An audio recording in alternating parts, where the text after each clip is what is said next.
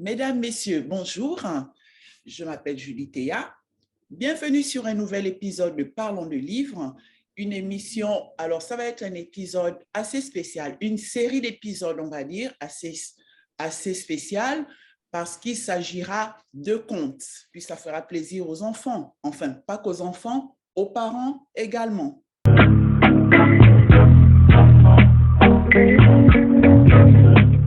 On a le plaisir de revoir, d'accueillir à nouveau Monsieur Lionel Tvika pour ses magnifiques contes.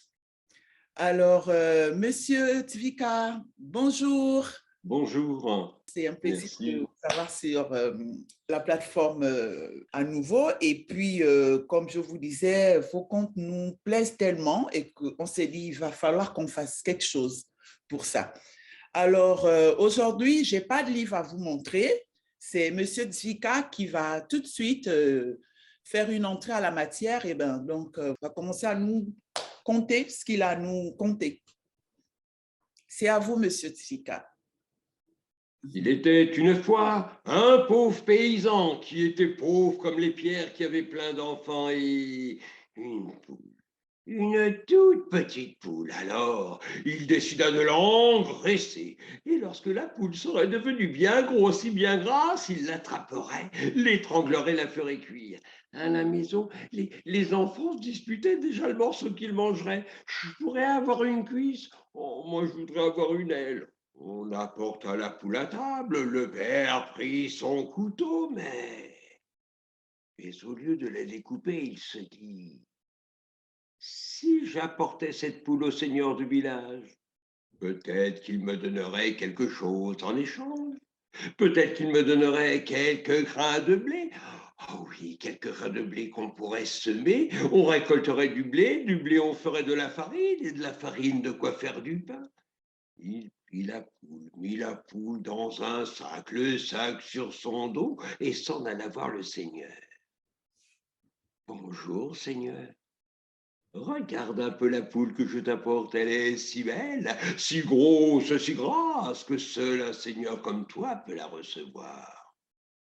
Merci, mais si tu as su faire engraisser et cuire une si belle poule, tu devrais savoir la partager entre moi et ma famille. J'ai une femme, 2 fils et 2 filles. On apporta une table, un couteau au pauvre paysan. Il prit le couteau, réfléchit quelques instants et commença le partage. Tout d'abord, il découpa la tête. Il la donna au seigneur du village. Ah oui, hein, lui qui sait, pensa, tout pouvait-il manger autre chose que la tête d'une poule, même s'il n'y avait rien à manger dans la tête. Puis il découpa le cul de la poule et la donna à la femme du seigneur. Eh bien oui, elle qui passait son temps assise sur une chaise, pouvait-elle manger autre chose qu'une poule? Une cuisse à chacun des 2 fils, car un jour ils s'en iraient découvrir le monde. Une aile à chacune des 2 filles, car un jour elles s'envoleraient pour se marier. Et que restait-il de la poule?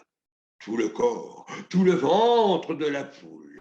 Et le paysan le prit pour lui et dit: ah oui, moi qui travaille la terre, moi qui récolte le blé, puis-je manger autre chose que le corps de la poule?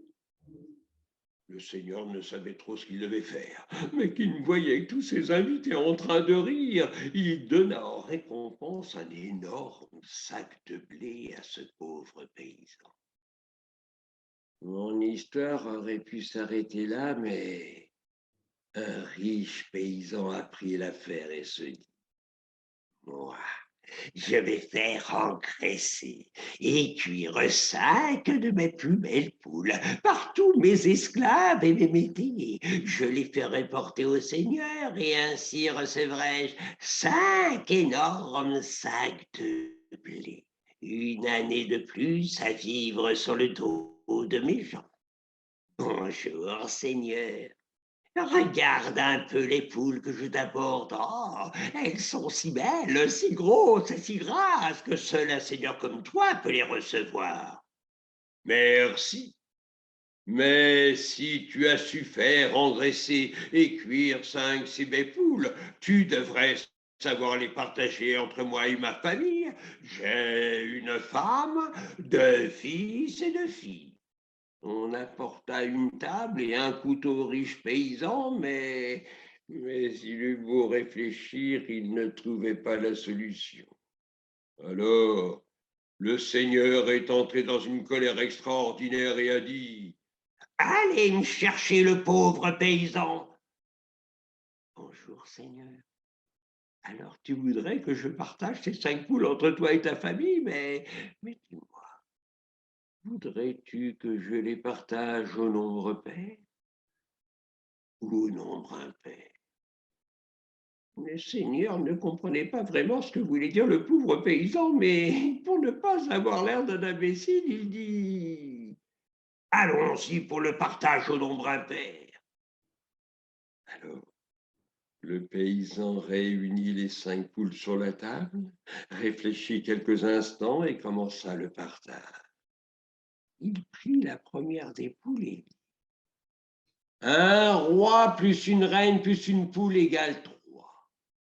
Sur les 5, il avait donné une poule. Il en restait 4. Il prit la seconde et dit: une fille plus une poule égale 3. Sur les 5, il avait donné 2 poules. Il en restait 3. Il prit la troisième et dit: un fils plus un fils plus une poule égale 3. Sur les 5, il avait donné 3 poules. Il en restait 2. Il prit les 2 dernières et finit par compter: une poule plus une poule plus un pauvre paysan, cela fait aussi 3. Et le partage pair, saurais-tu le faire? Alors on réunit à nouveau les 5 poules sur la table. Le pauvre paysan réfléchit à nouveau quelques instants et commença le partage de ces 5 poules au nombre pair. Il prit la première des poules et dit: un roi plus un fils plus une poule égale 4. Sur les 5, il en avait donné une. Il en restait 4. Il prit la seconde et dit: une reine plus une fille plus une poule égale 4. Sur les 5, il en avait donné 2. Il en restait 3. Il prit les 3 dernières et dit: une poule plus une poule plus une poule plus un pauvre paysan, cela fait aussi 4. Alors là, mesdames et messieurs, je ne pourrais pas vous dire comment c'est vraiment terminé cette histoire. Les uns disent qu'il est parti avec des centaines de kilos de blé. Et d'autres disent qu'il est sorti du château de ce seigneur les pieds devant. C'est à vous de choisir. Merci, Monsieur Zvika. Eh bien, mesdames et messieurs, merci de nous avoir suivis et nous espérons que ce conte vous a plu comme il nous a plu. Et à très bientôt. Merci. À bientôt.